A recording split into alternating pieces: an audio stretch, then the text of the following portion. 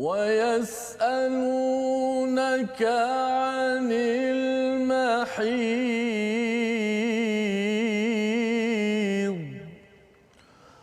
قل هو أذى فاعتزلوا النساء في المحيض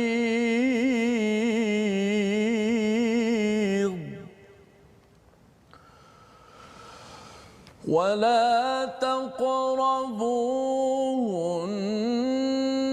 حتى يطهرن فإذا تطهرن فأتوهن من حيث أمركم الله إن الله يحب التوابين ويحب المتطهرين.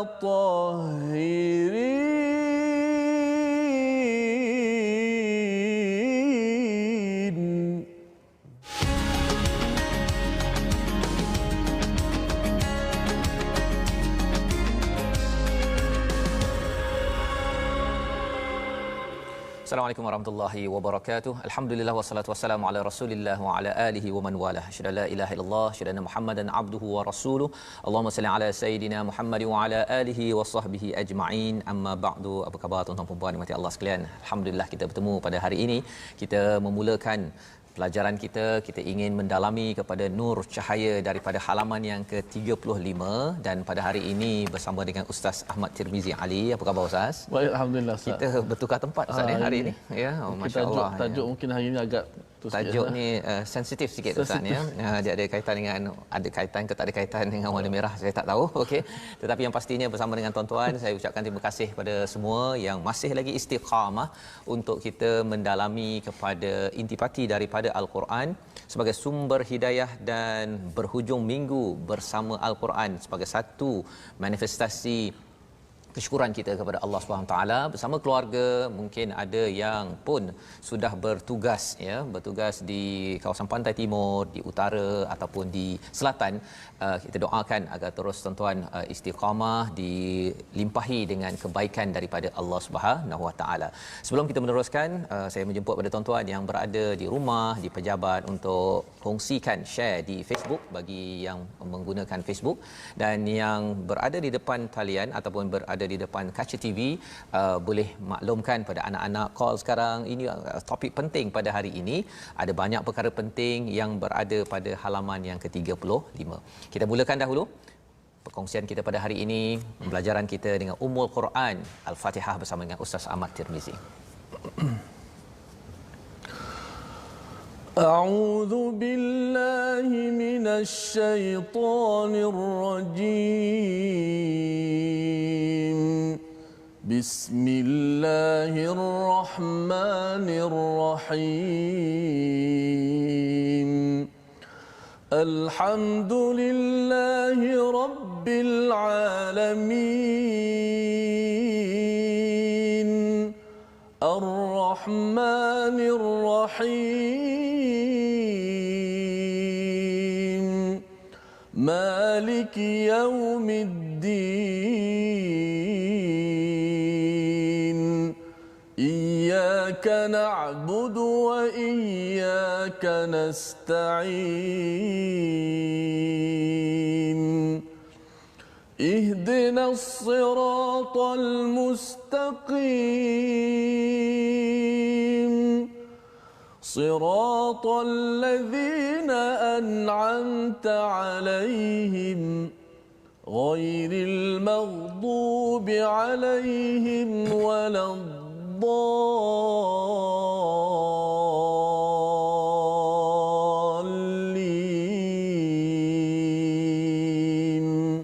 Amin. Amin ya rabbal alamin. Terima kasih diucapkan pada Ustaz Ahmad Tirmizi berkongsi bacaan Al-Fatihah sebentar tadi bersama dengan tuan-tuan yang berada di rumah, di mana di dalam surah Al-Fatihah ini kita memohon hidayah daripada Allah Subhanahu Wa Taala, ditunjukkan jalan yang lurus, dan di dalam halaman yang kita akan bincangkan nanti Allah memberikan hidayah demi hidayah daripada sebesar-besar perkara dalam dunia ini hinggalah kepada sekecil-kecil perkara, lantaran Al-Quran ini tidak meninggalkan walau satu perkara. Dan kalau katakan perkara itu didiamkan oleh Al-Quran, itu maksudnya kita ada keharusan untuk memilih mana yang perlu kita laksanakan dalam kehidupan kita seharian. Jadi pada hari ini kita akan mendalami halaman 35. Apakah sinopsis ringkasan bagi halaman ini? Bermula dengan ayat yang ke-220, ya, ringkasannya ialah berkaitan dengan anak yatim, ya, menjaga harta anak yatim. Ini adalah ada kaitan ayat ini dengan ayat sebelumnya pada halaman yang telah kita bincangkan sebelum ini.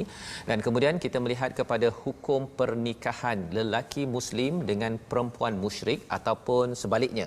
Kita melihat bagaimana, ya, ayat ini adalah ayat pertama yang bercerita tentang menguruskan ataupun membina sebuah rumah tangga, sebuah keluarga, ya. Dan kemudian pada ayat 222 hingga 223 disentuh tentang darah wanita, haid, dan juga berkaitan dengan bagaimanakah hubungan antara lelaki perempuan, suami isteri dalam sebuah rumah tangga, ya. Dan diikuti dengan satu topik yang mungkin nampak seperti tidak ada kaitan, tetapi perlu kita faham amat berkaitan dalam sebuah rumah tangga dan juga di luar rumah tangga, iaitu sumpah dengan nama Allah dan sumpah yang sia-sia, sumpah yang la'un, yang perlu kita faham dalam ayat 224. Maka mari kita sama-sama melihat kepada ayat 220 dan 221 memulakan sesi kita pada hari ini. Tuan-tuan yang belum lagi share, Ustaz, ya, yang belum lagi kongsi, sila kongsi sekarang, ya. Jangan lepaskan peluang. Kerana apa? Kerana biasanya hujung minggu orang mungkin dia sibuk-sibuk, Ustaz, ya. Dia terlupa bahawa ada Quran Time. Jadi silakan berkongsi. Dan topik pada hari ini yang amat penting untuk dimaklumi bagi sebuah keluarga, untuk kita faham dalam kerangka Al-Quran, bukan dalam kerangka manusiawi yang kadang-kadang dalam bentuk yang agak negatif. Maka silakan Ustaz, ayat 220 dan ayat 221. Baik, terima kasih Al-Fadhil Ustaz Fazrul. Dan seterusnya penonton-penonton, sahabat-sahabat Al-Quran, my #Quran Time, baca, faham dan amal.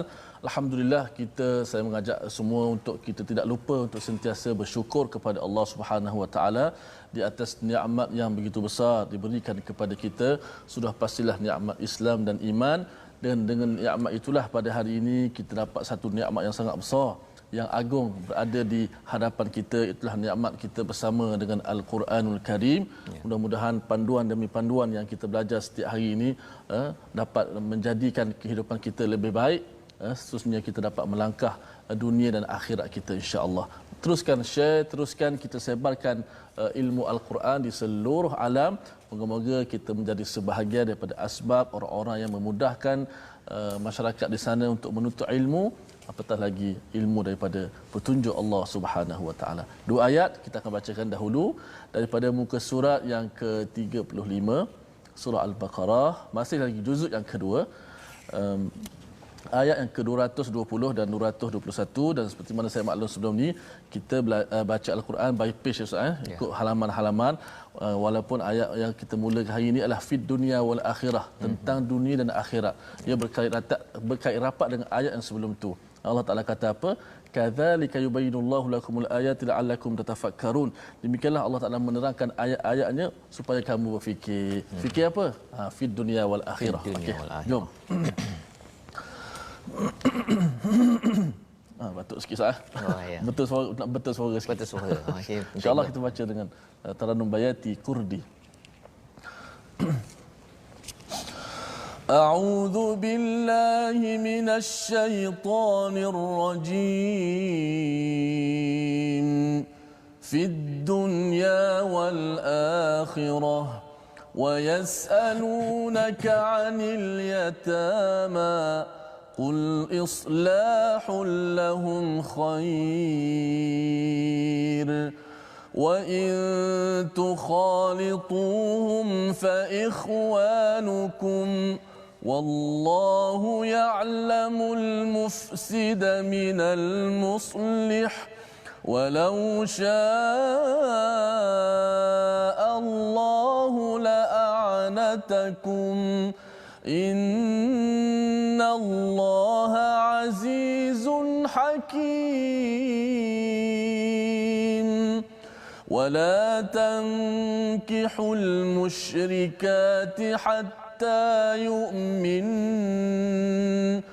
ولأمة مؤمنة خير من مشركة ولو أعجبتكم ولا تنكحوا المشركين حتى يؤمنوا ولعبد مؤمن خير من مشرك ولو أعجبكم أولئك يدعون إلى النار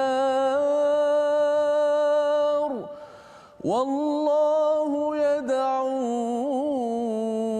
إلى الجنة والمغفرة بإذنه ويبين آياته للناس لعلهم يتذكرون صدق الله العظيم. Surah Al-Allahul Azim ada ayat 220 dan 221 ini Ustaz ya. Sebenarnya ayat 220 ini dia dibaca dengan sambungan daripada ayat 219 ya. Maksudnya bila Allah menyatakan di hujung 219 itu kadzalika yubayyinullahu lakumul ayati la'allakum tatafakkaruna fi fid dunya wal akhirah ya. Itu adalah kaedah membacanya dan mengapa ia berkait pelik juga Ustaz ya. Kadang biasanya ayat tu dah habis-habislah tapi yang ini dia punya sebahagiannya itu berada pada ayat 220 pasal ia adalah satu topik yang amat besar yang saling berkait di antara 219 dan 220. Sebenarnya semua ada tanasub, ada kaitan. Tetapi kaitan yang ini perlu kita beri perhatian. Yang Allah katakan di hujung 219 itu la'allakum tatafakkarun, fikir secara mendalam ya, fikir secara mendalam. Apa maksud secara mendalam? Bila bercakap tentang ayat 219 bercakap tentang khamar dan juga maisir, tentang arak dan juga judi. Pasal apa? Orang yang mengambil arak, bisnes judi, ambil judi, orang ini amat mementingkan diri. Dan apakah ubatnya? Infak. Bila seseorang itu selalu beri dan beri bukan sekadar untuk diri sendiri, bukan kerana nak kaya cepat, bukan kerana nak terhibur cepat dengan arak, tetapi dia ingin terhibur ketika membantu kepada siapa? Kepada orang-orang yang dekat dengannya, maka itu kaitan di antara arak dan juga judi dengan infak. Dan infak ini bercakap tentang infak, dia menguruskan harta Ustaz ya. Kita nak bagi kepada yang lebih, maksudnya nak bagi pada saudara kita, beri kepada kawan kita dan sebagainya.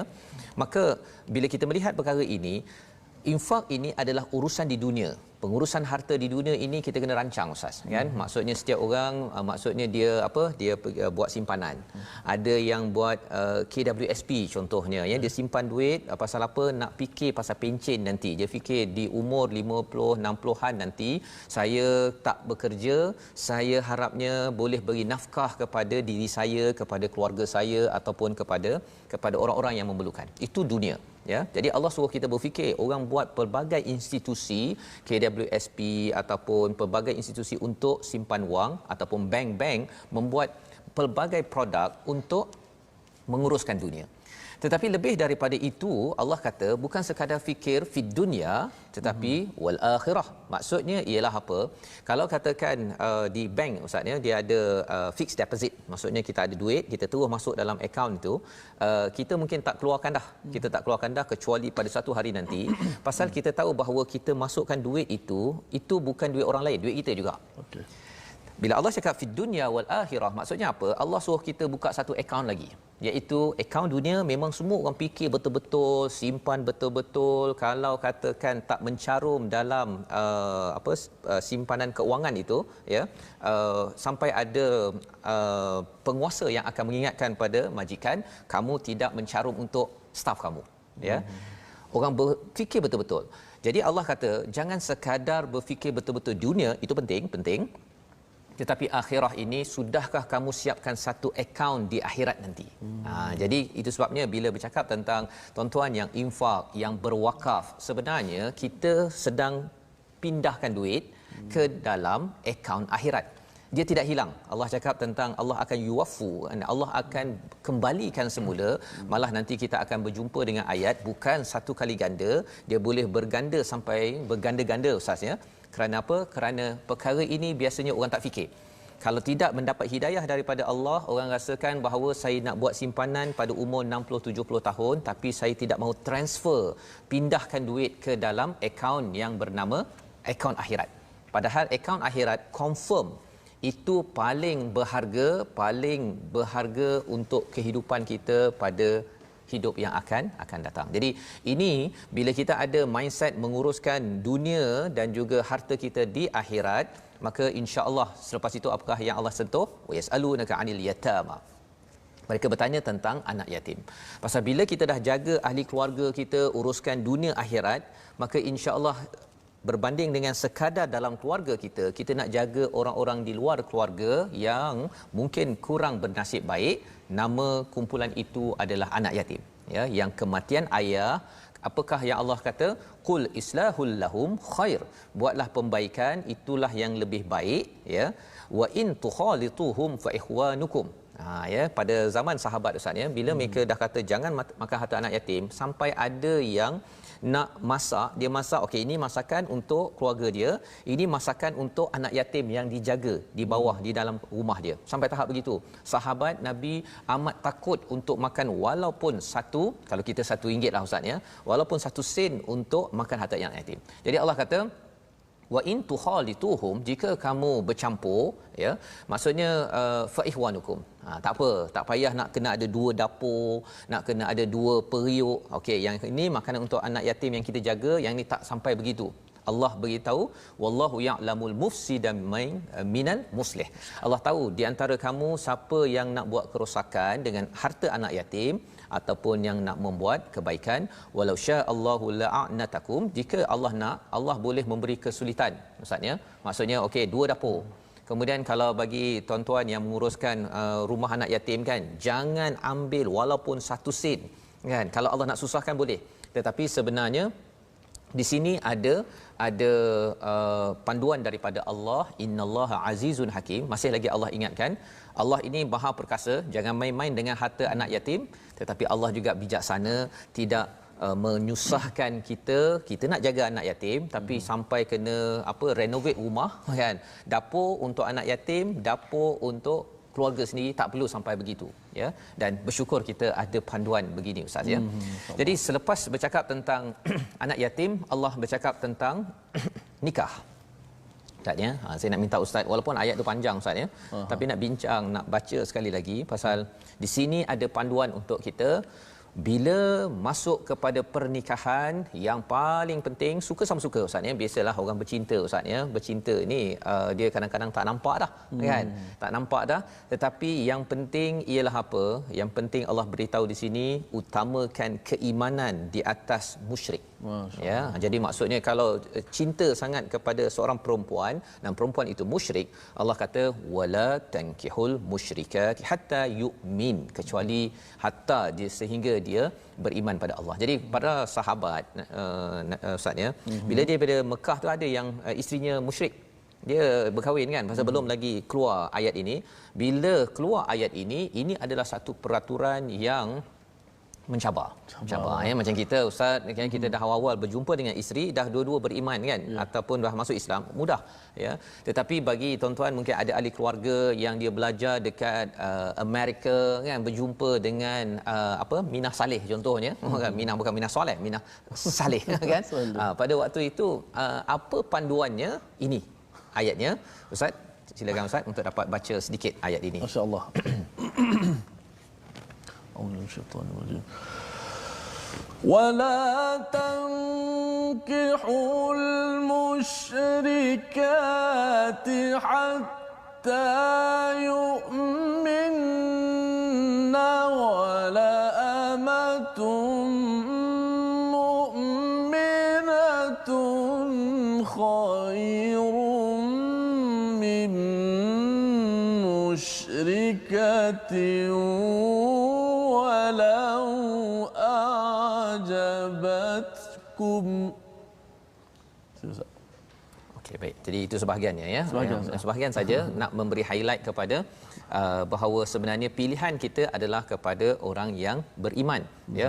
Bagi kita yang beragama Islam ni mudah membuat pilihan itu, tetapi mungkin anak kita nanti manalah tahu Ustaz kan. Kita tak tahu anak kita dia pergi ke Jordan ke kan. Ingatkan kat Jordan tu jumpa semuanya Arab tu Islam kan. Rupanya ada pula yang apa Bukan Islam. yang bukan Islam kan. Jadi di situ panduan untuk si anak, untuk si ayah untuk memahami tentang perkara ini. Allah menyatakan wala tunkihul musyrikin hatta yu'minu ya, wala abdun mu'minun khairun min musyrikin walau a'jabakum ya. Hamba yang beriman itu lebih baik daripada musyrik, walaupun yang musyrik itu ya, yang tidak beriman itu mengagumi ya, menarik perhatian. Ulaika yad'una ilan nar ya, kerana apa? Mereka itu mengajak ke arah neraka dan Allah mengajak kepada syurga dan maghfirah daripada Allah Subhanahu Wa Taala ya, maksudnya dengan izin Allah. Di sini Allah mengingatkan sekali lagi berkali-kali ni Ustaz ya, tadi kata jangan kahwin ya, lepas tu Allah cakap mereka ni mengajak kepada neraka dan Allah mengajak kepada syurga dan keampunan. Ya, mengapa perlu diingatkan berkali-kali ini? Pasal orang bercinta Ustaz ya, dia dah tak kira dah kan, kata jangan halang ya. Dia istilah apa? Lautan akan kurunangi kan. Kemudian apa lagi, gunung akan kudaki, lebih kurang gitulah kan. Cinta itu buta lah. Cinta itu buta. Dia saya nampak ada sesuatu dekat atas meja tu. Yang ini Ustaz ya. Itu ada kaitan lah tu. Ada kaitan lah? Ada kaitan ya. Okay. Pasal kalau kita tengok kat sini wala tankihul musyrikat, jangan menikahi kepada musyrikat. Ini cakap pada si lelaki yang nak berkahwin dengan si perempuan. Tetapi kalau kita lihat kepada wala tunkihul musyrikin, maksudnya apa? Dan janganlah kamu menikahkan. Jadi sebenarnya Allah tengah bercakap dengan siapa? Allah tak cakap dengan si perempuan yang musyrikin itu. Allah bercakap kepada perempuan mukmin. Allah sedang bercakap dengan ayah perempuan mukmin. Jadi dalam tradisi sebahagian kaum di mana mereka bakal mak mertua ya, dia akan datang ke rumah si bakal isteri anak ni tadi tu kan. Dia datang, kemudian dia akan tengok macam manalah bakal menantu aku ni. Salah satu cara dia, kalau dalam filem P. Ramlee tu kan ada yang kena masuk kacang, masuk beras apa sebagainya tu, nak kena nak cari siapa perempuan tu, siapa kan. Itu cara satu kan. Ataupun ada yang dia bila tengok, dia tengok dulu anak perempuan yang nak berkahwin dengan anak lelaki je ni. Dia macam mana cara dia bawa tu. Kemudian cara dia hidangnya, cara dia bagi assalamualaikum makcik kan begitu kan. Segala-galanya dia perhatikan. Padahal adakah itu segala-galanya?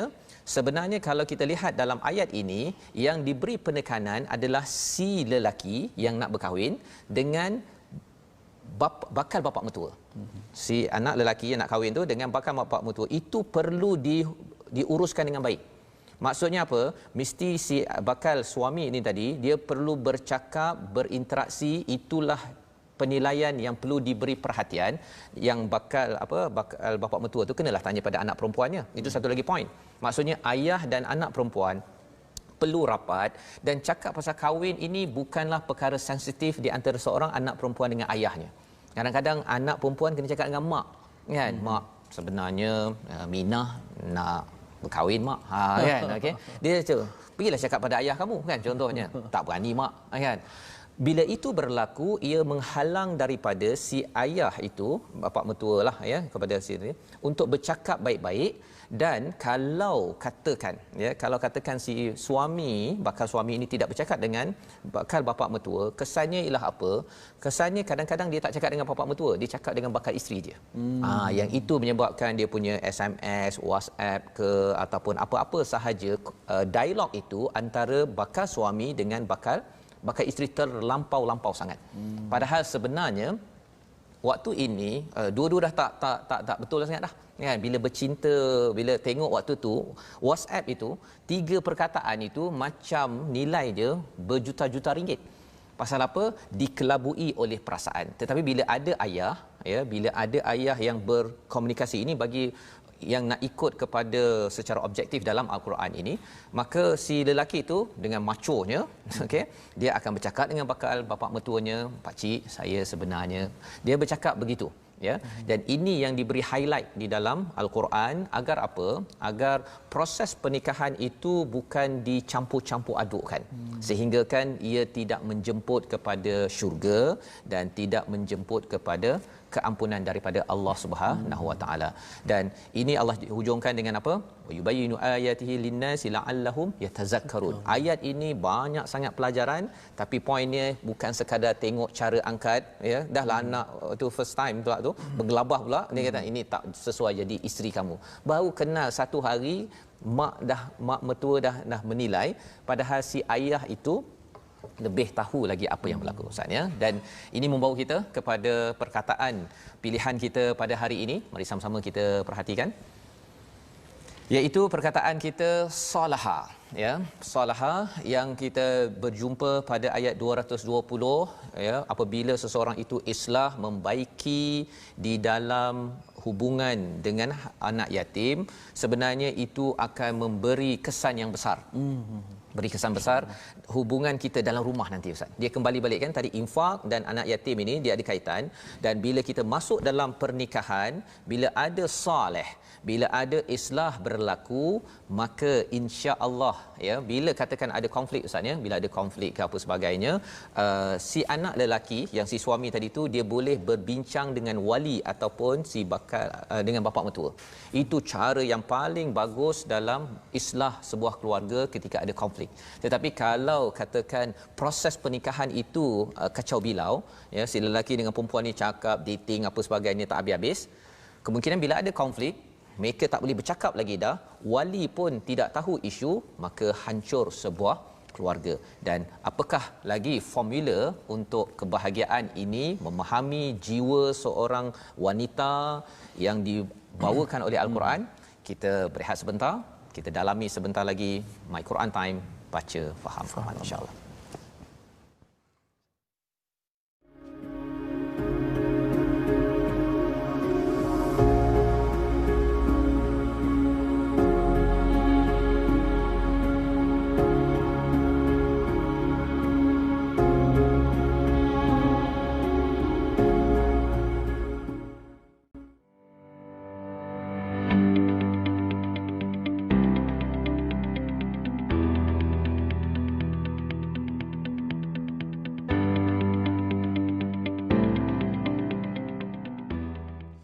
ولا تجعلوا الله عرضة لأيمانكم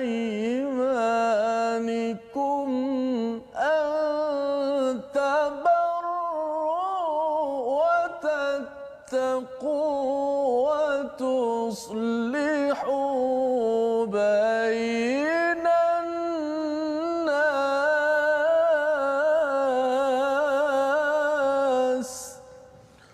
والله سميع عليم.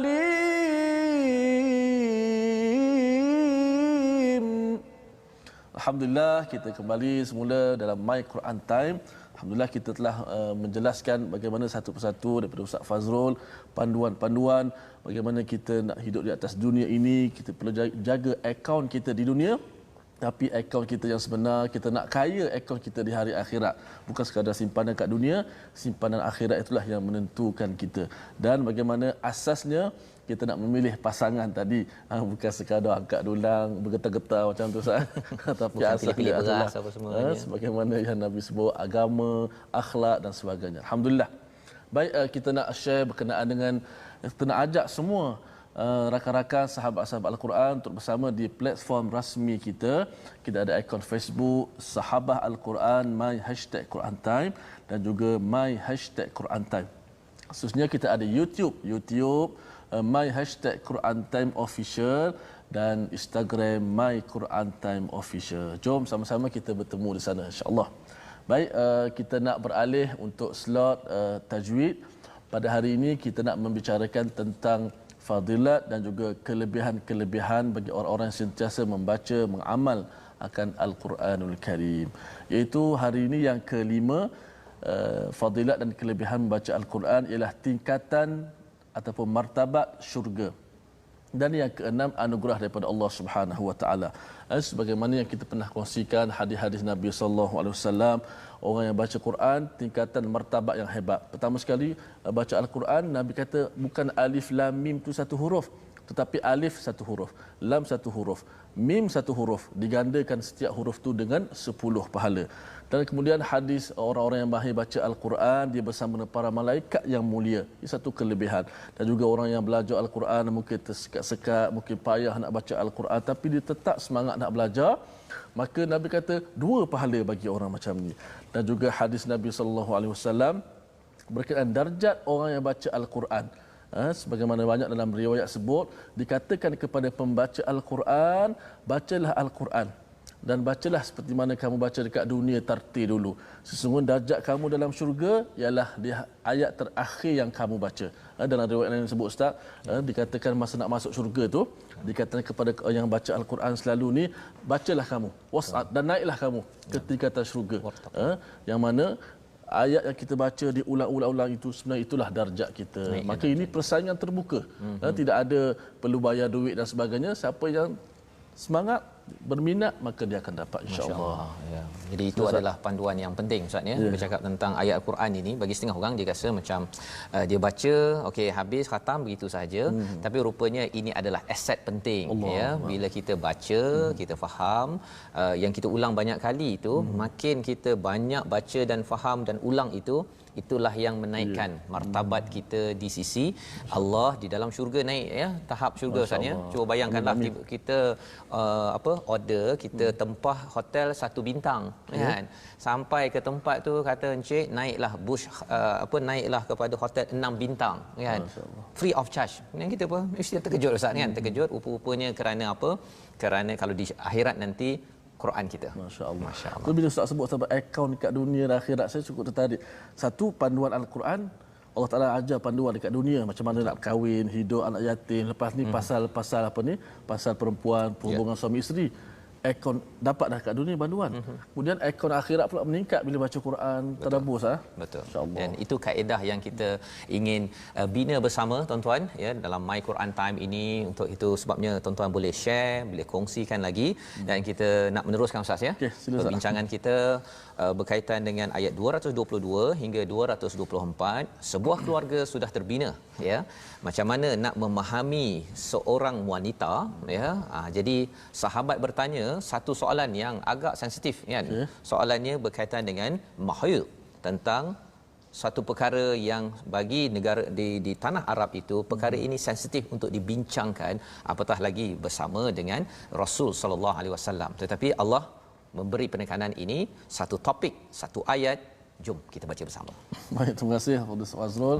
Seterusnya kita dapat panduan lagi ayat yang seterusnya insya-Allah. Kita minta semua sahabat-sahabat Al-Quran kita jangan lupa untuk share rancangan ini. Moga-moga alhamdulillah semua dapat belajar ilmu Al-Quran. Ada yang saya dapat penonton-penonton komen sedang dalam kereta perjalanan tak miss My Quran Time. Ada yang berada di hospital dan dengan rawatan, kami tengok juga My Quran Time. Ada yang atas motor pun ada, tak tengok gambar Ustaz Fazrul, tak tengok gambar kau ni.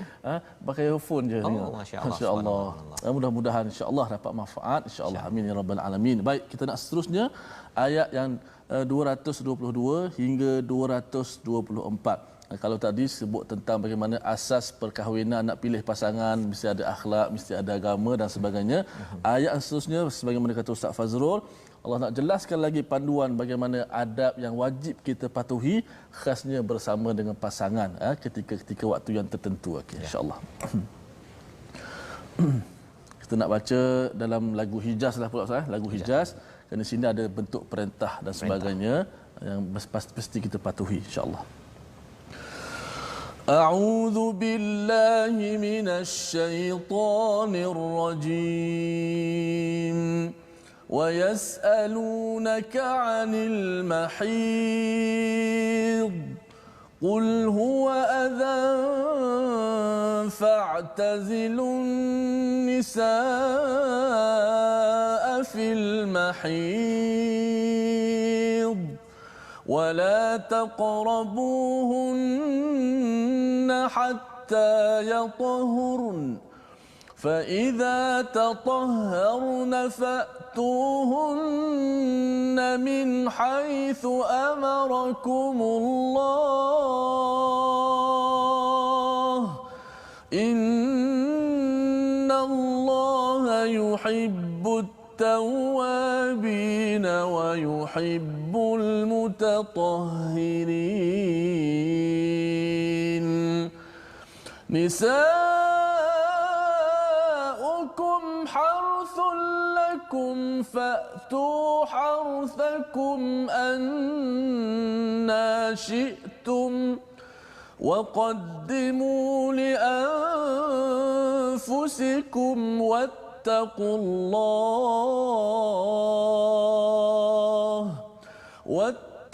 الله واعلموا أنكم ملاقوه وبشر المؤمنين ولا تجعلوا الله عرضة لأيمانكم أن تبروا وتتقوا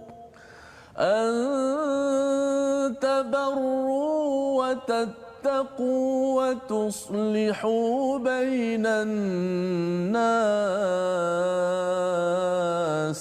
والله سميع عليم.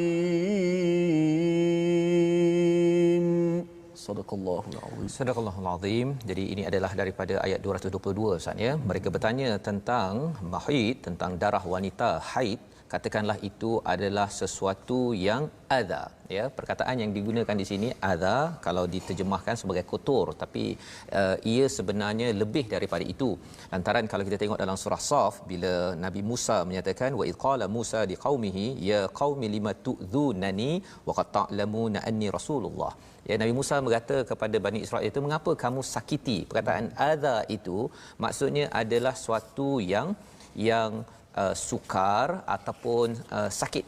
Ya, jadi Allah boleh terangkan dalam pelbagai bentuk, tapi Allah nak memaklumkan kepada suami bahawa sebenarnya secara fizikal seorang wanita sakit ketika menghadapi haid, ya, darah wanita bulanan tersebut.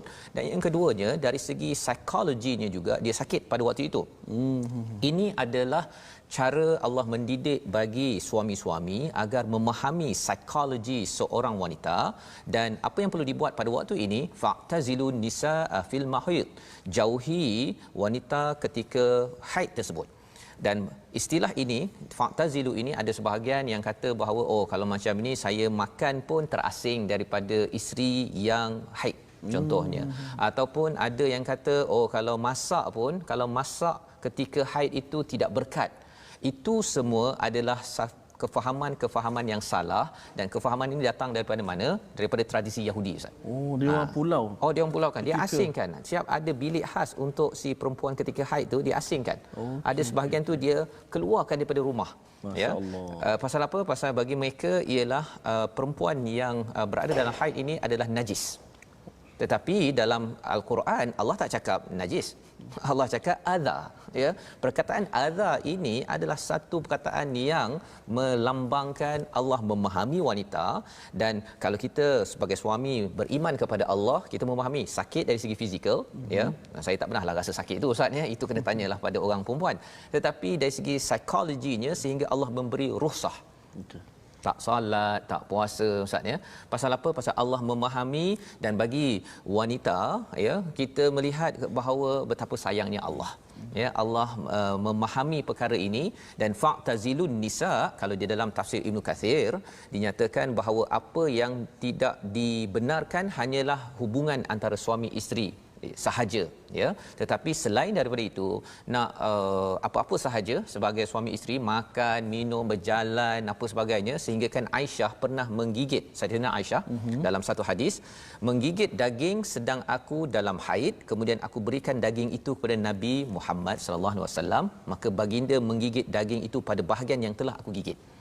Kalau dalam tradisi Yahudi, Ustaz, ya, tak adanya dia pergi buang daging itu kot, kan. Ataupun kata Saidina Aisyah, aku pernah minum lalu aku berikan minuman itu pada baginda, maka baginda minum pada tempat bekas aku minum. Ya, sebabnya kalau ada juga kita melihat dalam suasana semasa, Ustaz, ya, ada yang kata kami nak menghasilkan makanan yang halal dan thayyibah. Dia kata kalau pekerja dia ada haid, dia kata jangan bekerja. Sebenarnya kefahaman itu dia ada sikit-sikit mirip kepada tradisi Yahudi yang kita tidak mengambil itu sebagai panduan kita. Maka Allah cakap wala taqrabuhunna hatta yathurn, ya, jangan dekati mereka, maksudnya yang tadi, ya, hubungan suami isteri itu, kecuali hatta sehingga ia bersih. Maknanya jangan dekati itu dengan maksud tak boleh pergi dekat ke ataupun melakukan Melakukan hubungan. Okay. Kalau nak bersentuh, bersalam, faham, betul. Kata, tengok Quran kata jangan dekat. Halau terus, ya halau Allah. Terus. Itu yang Yahudi. Tradisi bukan kita, ya. Bukan, itu daripada tradisi Yahudi, ya. Itu sebabnya kalau bersalam ke, berpeluk ke apa sebagainya, tak ada masalah, kan.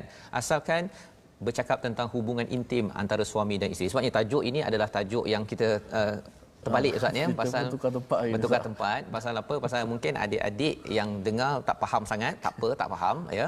Tapi bagi mak ayah, ya, perlu menjiwai ataupun memahami perkara ini. Kena faham perkara ini dan kena pada satu masa nanti perlu didik kepada anak, jangan ambil ini sebagai permainan. Ya, pasal Allah ambil serius perkara ini, bukan untuk dimain-mainkan. Allah menyatakan fa iza tatahharna fatuhunna min haitsu amarakumullah, kemudian dah suci boleh seperti biasa. Dan Allah menyatakan innallaha yuhibbut tawwabin wa yuhibbul mutatahhirin. Allah suka kepada orang yang bertaubat dan Allah suka pada orang yang bersih. Jadi kalau kita tengok ayat ini dua ini, Ustaz, ya, sebenarnya ada formula kebahagiaan dalam sebuah rumah tangga, iaitu satu, memahami psikologi wanita, ya. Allah beritahu kepada lelaki pasal lelaki sebagai pemimpin, dan yang keduanya tadi bercakap tentang hubungan antara suami isteri ini penting. Ya, penting tapi mengikut peraturan, dan yang ketiga mesti ada taubat selalu. Ini bukan sekadar untuk perempuan saja, untuk lelaki dua-dua kena bertaubat dan jaga kebersihan. Ini mesej kepada adik-adik yang ada kat rumah, ketika pergi ke tandas itu jangan pergi buang air merata-rata, ataupun bila bercakap tentang pakaian ke apa sebagainya itu, kerana salah satu poin kebahagiaan sebuah rumah tangga adalah kebersihan luaran. Misalnya jaga kebersihan, lantaran apa? Kerana tempat yang kotor ni disukai oleh syaitan dan akhirnya mengganggu ibadah dan taubat dan hubungan suami isteri. Saya nak tanya satu, Ustaz. Bila Ustaz sebut psikologi tadi, berkaitan perempuan yang ketika didatangi haid dan sebagainya, adakah dia mengganggu? Sebab saya dulu, rumah saya pernah share satu cerita, seorang doktor di universiti, dia kata, saya kalau rumah saya kalau period, saya akan gosok baju, saya akan hantar dia pergi kerja. Lalu pelajar bertanya balik, kenapa Prof buat macam tu? Ya, subhanallah. Kan? Kerana ketika didatangi haid, mungkin emosi dia tidak stabil. Maka kita yang buat kerja itu. Mungkin Ustaz boleh bahas dari situ. Masya-Allah, itu satu penjelasan yang special tu, Ustaz, ya. Sebenarnya memang Al-Quran ini dia amat details, ya. Perkataan adza sebentar tadi, ya. Dan bila saya mengkaji ini pun saya pun baru ya Allah, kan, banyak kot kesilapan yang saya buat. Pasal apa? Bila Allah cakap huwa adza, ini adalah satu kesakitan fizikal, emotional, intellectual pada waktu itu, mental. Dia boleh sampai seseorang itu mungkin mudah marah pada waktu itu, ya, si wanita ketika haid tersebut, ataupun sebelum nak mencapai itu, istilahnya PMS, premenstrual syndrome istilahnya, Ustaz, ya. Jadi perkara-perkara ini perlu difahami. Dan bila bercakap tentang sakit, Ustaz, orang sakit kita buat apa, Ustaz? Yang kita jaga elok-elok, apa sebagainya, kan. Yang kita doakan, kalau macam cadangan daripada profesor tadi itu, iaitu gosok baju ke, beli hadiah ke, gembirakan itu terhimpun dalam perkataan adza sebentar tadi. Ya. Jadi walaupun orang cakap terjemahannya mungkin kotoran saja, tapi kalau orang cakap kotoran, rasa macam downgrade sangat seorang wanita ketika haid, tapi rupa-rupanya bagi seorang ayah, ya, bagi anak yang belum berkahwin, anaknya didatangi oleh darah wanita itu, ayah mak memahami tentang ayat ini, kita harapkan kita menguruskannya dengan cara yang terbaik, ya, pasal berbeza lelaki dan perempuan. Lelaki dia tidak ada uzur, ustaz, ya. Kalau si lelaki pula ada uzur, mudi pula kan, saya muka muncung pula, kalau lelaki buat begitu itu masalah sikit. Tapi kalau perempuan ada buat perkara tersebut, ya, kita kena memahami, dan ini mesej juga kepada siapa? Bos-bos yang ada di tempat kerja. Kadang-kadang dia rasakan lelaki perempuan kena sama saja, dan perempuan pun nak buktikan saya sama saja, padahal sebenarnya kita berbeza. Ustaz, ya. Baik. Dan seterusnya disambung dengan topik yang lebih kontroversi, ya, tetapi Allah beritahu pada ayat 223, iaitu apa? Isteri-isterimu adalah ladang bagimu, maka datangilah ladangmu itu bila-bila sahaja dengan cara yang kamu sukai, ya. Jadi mungkin ustaz, perkara ini sensitif, ya, tetapi disebabkan Allah bawakan satu pelajaran sebelum ustaz kalau boleh ulang ayat ini. Sebelum saya nak baca, saya nak minta ustaz kupas sikit supaya saya dapat gambaran. Baik. Pasal ayat ni dia punya maksud dia mendalam, ustaz. Betul. Bila orang cakap tentang harthul lakum ini, ya, wanita sebagai ladang, orang akan menganggap kalau yang hanya fokus kepada yang bab tertentu sahaja, dia rasa wah ini macam terlampau ini sangat, kan, istilah harsul lakum ni boleh datangi pada bila-bila, pada mana-mana saja. Dia ada satu konotasi seksual, kan. Tetapi sebenarnya bila diletakkan istilah harth itu maksudnya ladang.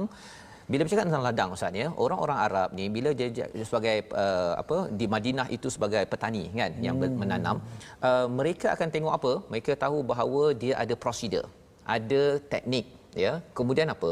Bila sudah menanam, dia kena jaga, tanggungjawab dia menjaga kepada tumbuhan benih yang dia dah tanam tadi tu, dia kena jaga elok-elok. Dia tahu kerjanya makin banyak, kena baja, kena airi, kena jaga elok-elok, barulah hasilnya nanti itu memberi manfaat pada siapa? Kepada dirinya dan juga kepada orang ramai. Ini kita cakap tentang satu ladang, ya.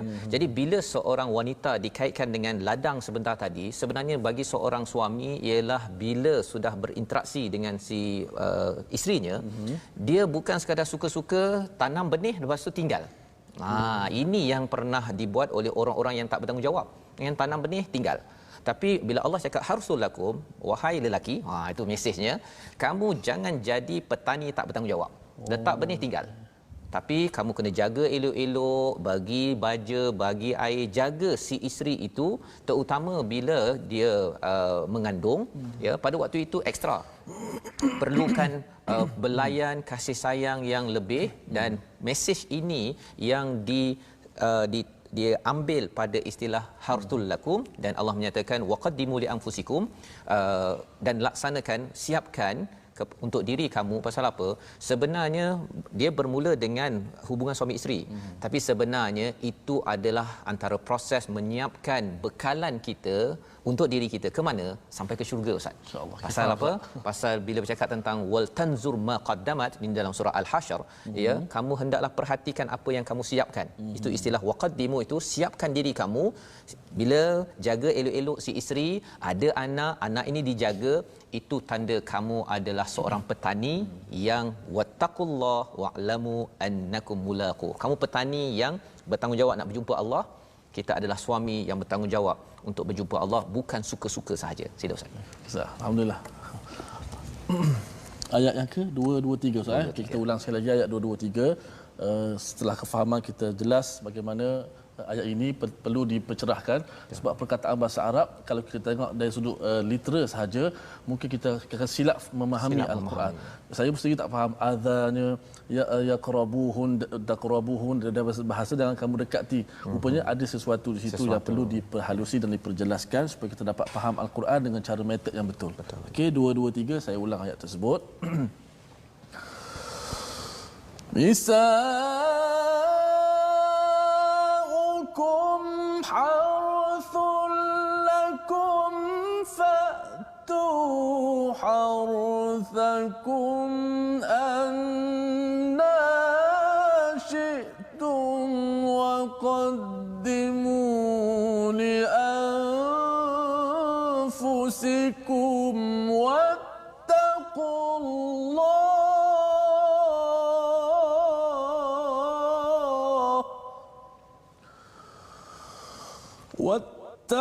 الله واعلموا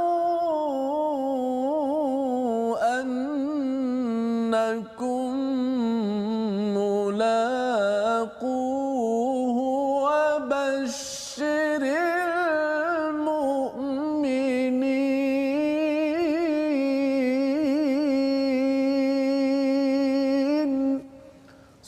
Surah Allahul Azim. Daripada ayat yang dibacakan sebentar tadi, Allah nyatakan di hujung, wabashiril mukminin, bagi suami yang beriman berikan kabar gembira kerana mereka bertanggungjawab atas ladang yang diuruskan. Ini adalah satu perumpamaan yang Allah bawakan tentang seorang wanita dalam sebuah hubungan suami isteri, ya. Dan ini penting. Ini penting lantaran apa? Lantaran ini menghasilkan membina suami-suami yang bertanggungjawab, ya, dan bukan sekadar suami ataupun lelaki yang menaburkan benih-benih, tetapi dia seperti dia ada satu ulama ni ustaz ya, dia bila katakan orang itu tak bertanggungjawab, ya, ikut cara yang halal pun tak bertanggungjawab, apatah lagi kalau ikut cara yang haram, menabur benih ini, khuatir jangan jadikan seperti apa, jangan jadi seperti tandas. Dia sampai tahap begitu sekali dia punya perumpamaan dia nak menceritakan betapa kotornya, tetapi kalau diuruskan dengan iman yang Allah beritahu sebentar tadi, ini adalah satu usaha yang amat murni. Dan Allah cakap pada ayat 224, wala taj'alullahu urdatan liaymanikum. Apa kaitan pula jangan-jangan kamu jadikan sumpah, ya, Allah dan sumpah kamu sebagai penghalang dalam berbuat kebaikan? Apa kaitan dengan ayat sebentar tadi ustaz ya? Rupa-rupanya apa? Dia biasanya bila dah ada hubungan suami isteri dah okey, tapi lepas habis, ya, kadang-kadang ada orang yang dia mungkinlah dengan suami isteri tu dia ada berkonflik, ya, berkonflik, dia bergaduh, dan kadang-kadang dia kata pada si isterinya ataupun dalam hatinya, selepas ini kan aku sumpah aku tak nak, wallahi, kalau dengar Arab tu guna perkataan wallahi, ya, tak nak buat kebaikan kepada si isterinya. Padahal sebenarnya Allah cakap jangan jadikan sumpah itu menghalang daripada berbuat kebaikan dan juga takwa dan kebaikan sesama manusia. Ya, jadi ini adalah ada kaitan dengan hubungan dalam rumah, dan ini ada kaitan juga di luar rumah, ya, di mana sebenarnya orang yang suka bersumpah, dia dalam tradisi Arab ni dia suka bersumpah, ya, tapi kalau dia terlepas, dia kena ingat bahawa sumpah itu jangan menghalang daripada berbuat kebaikan, dan ini sebenarnya berkaitan dengan kawalan emosi dalam rumah tangga. Bagi seorang suami, bagi seorang isteri, kita dah, ini projek besar ni, projek nak sampai ke akhirat, tetapi jangan sampai ada sedikit pasal apa, hidang air kan, bila minum saja, ini dah dalam rumah ustaz ni, bukan masa nak bernikah ni, bila minum saja, kalau hari tu tawar pun cakap manis betul kan, tapi sekarang kurang manis dah ke mengapa masam sangat, contohnya, ya. Kita harapkan jangan sampai kita bersumpah tidak terkawal perasaan sehingga menghalang daripada kebaikan. Membawa kita kepada 3 resolusi kita pada hari ini, tuan-tuan, mari sama-sama kita perhatikan. Yang pertama ialah kita mengutamakan iman, ya, dalam kita membina keluarga, sebagaimana kita lihat dalam ayat 221 sebentar tadi, ya. Iman atas syirik, dan iman itu perlu dijambatani, ya, perlu dibincangkan di antara si suami dengan bakal bapa mertua peringkat awal, agar apa? Agar si isteri sentiasa dipimpin oleh kebaikan iman. Yang pertama. Yang kedua, utamakan taubat dan kebersihan dalam kehidupan harian, kerana itu yang disukai. Allah mengulang 2 kali, innallaha yuhibbu wa yuhibbu, 2 kali, maksudnya dua-dua taubat dalam kita dan kebersihan luaran amat penting dalam keluarga beriman. Dan yang ketiga, elakkan bersumpah, kawal emosi, kerana apa? Kerana itu akan menghalang, ya, menghalang kebahagiaan dan tidak mengikut panduan daripada Allah Subhanahu Wa Taala. Jadi kita doakan agar Allah membahagiakan keluarga kita ustaz. Teruskan kita bersama berdoa, insyaallah. Bismillahirrahmanirrahim. Alhamdulillahirabbil alamin. والصلاة والسلام على أشرف الأنبياء والمرسلين وعلى آله وصحبه أجمعين. اللهم إنا نسألك فعل الخيرات وترك المنكرات وحب المساكين وأن تغفر لنا وترحمنا يا رب العالمين. Ya Allah, ya Tuhan kami, permudahkanlah urusan dunia kami, ya Allah. Ya Allah, himpunkanlah kami di hari akhirat bersama-sama dengan keluarga kami, ya Allah, di atas kebaikan, ya Allah. Ya Allah, janganlah kau kurangkan pahala kami, ya Allah. Ya Allah, kurniakanlah kekuatan kepada kami untuk sentiasa melakukan ketaatan dan kebaikan, ya Allah.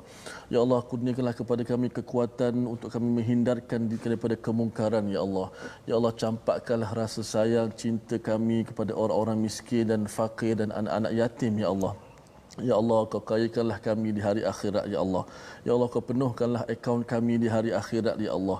Ya Allah, kurniakanlah kepada kami pasangan-pasangan yang saleh dan salihah yang membantu kami dalam melakukan ketaatan kepadamu, ya Allah. Ya Allah, kurniakanlah kepada kami ketenangan, ya Allah. Kurniakanlah kepada kami ketenangan dan kesabaran dalam rumah tangga kami, ya Allah. Sucikanlah perhubungan kami ini, ya Allah. Ampunkanlah dosa-dosa kami, ya Allah. Kami bertaubat kepadamu, ya Allah. Walhamdulillahi Rabbil Alamin.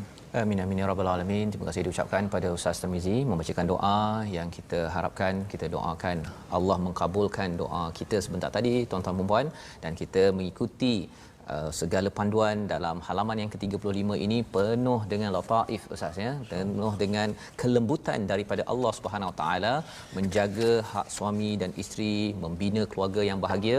Inilah yang kita ingin sebarkan dalam Wakaf untuk Ummah, satu platform untuk sama-sama kita membina keluarga sakinah, mawaddah menuju syurga, makfirah Allah. Sudah pastinya perlu memahami Al-Quran. Tuan-tuan boleh menyumbang dalam akaun yang tertera untuk kita sebarkan lagi mushaf Al-Quran dan juga program-program Al-Quran di seluruh negara. InsyaAllah kita bertemu pada jam 5 petang, pada jam 11 malam, ya, 11 malam. Pasal hari ini hari Ahad, ya, dan juga 6 pagi, insya-Allah. Insya-Allah kita akan menyambung pada ayat ataupun halaman yang ke-36 pada hari esok. Okay. Ya, kita mengucapkan terima kasih pada tuan-tuan dan juga terima kasih, ya, program My Quran Time yang dibawakan oleh Mofas. Kita bertemu lagi My Quran Time, baca faham amal, satu ayat akhir Ustaz yang mungkin Ustaz boleh bawakan sebagai penghujung, insya-Allah. Insya-Allah. A'udzubillahi minasyaitonir rajim. Nisa'ukum harthun lakum fa'tu harthakum anna syi'tum wa qaddimu li anfusikum wattaqullah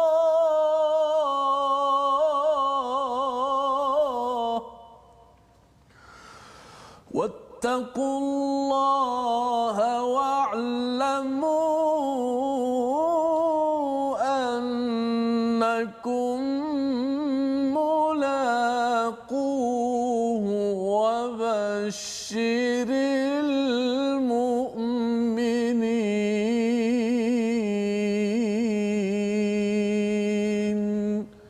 صدق الله العظيم.